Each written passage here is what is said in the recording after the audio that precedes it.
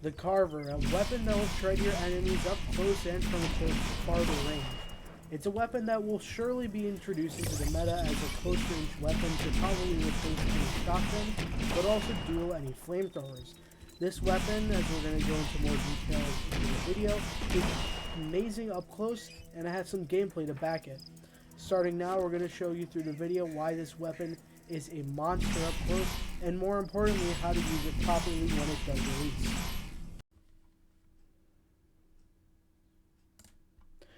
Okay, in match 1, as you can see the Carver, this is a level 0, I got it for free so I was just trying it.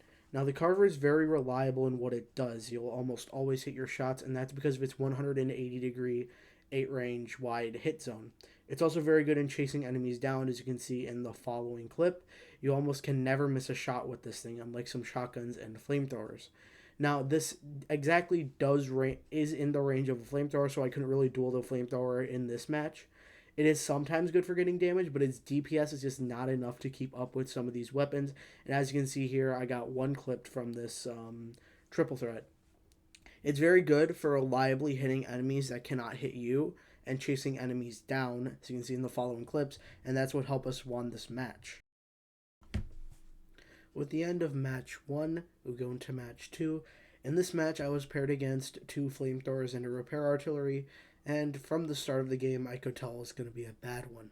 At this point, into my second match, I didn't realize that flamethrowers and this weapon, Carver, had the exact same range. So whenever I was doing flamethrowers, I was always confused as to why I didn't hit them first or could get damage on them first. The reason being is that people can aim their flamethrower in the same range where I can hit their sword. And even in clips like this, they can maneuver themselves to not get hit.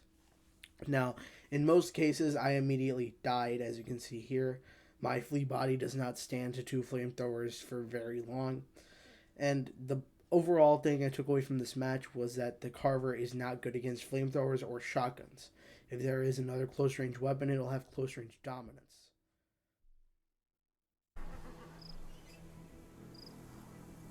Sadly, it is the next day, and I did not have much more time with the Carver. Level 0 Carver was a fun to play with in the time that I had. So for the remainder of the video, I'm going to be explaining the thoughts within the range, or was it shooty boom? Anyway, this weapon excels at chasing stuff down. Now the reason is quite simple, is that this is kind of like how the old flamethrowers function. Old flamethrowers pre-update, where they got heavily nerfed, used to be able to move at the same speed while firing, like this. Usually, if you have a flamethrower and you fire it while moving, you will get almost 80% speed downfall, as you can see here. Moving massively slowed down, meaning that if I were to try to chase somebody down with the flamethrower, they could outrun me. Now the Carver is a bit different. The Carver does not have this stupidly slow debuff, and will actually catch up with opponents as long as you have a chase down body, and can hold its own in most situations of getting away and defending people. What was it? Carver? C-A-R. Car. This means that in the meta, this is going to be perfect for chasing people down, getting rid of enemies, hitting the team that don't know where you are, and will mostly be paired with a speed boost, maybe a repair grenade, or what's this, repair drone, or a relay drone, if possible, just so you can go into enemy territory or enemy formations and just start slicing them up relentlessly.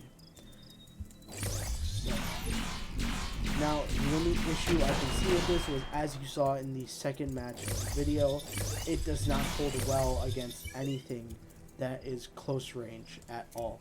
All flamethrowers and shotguns out DPS this massively, and even at the ancient level, it doesn't do nearly this enough damage. You do 5,000 damage a second, while flamethrowers and shotguns can do up to 8,000 or 9,000. Now, especially if you pair this with a weak body, you're going to be in trouble.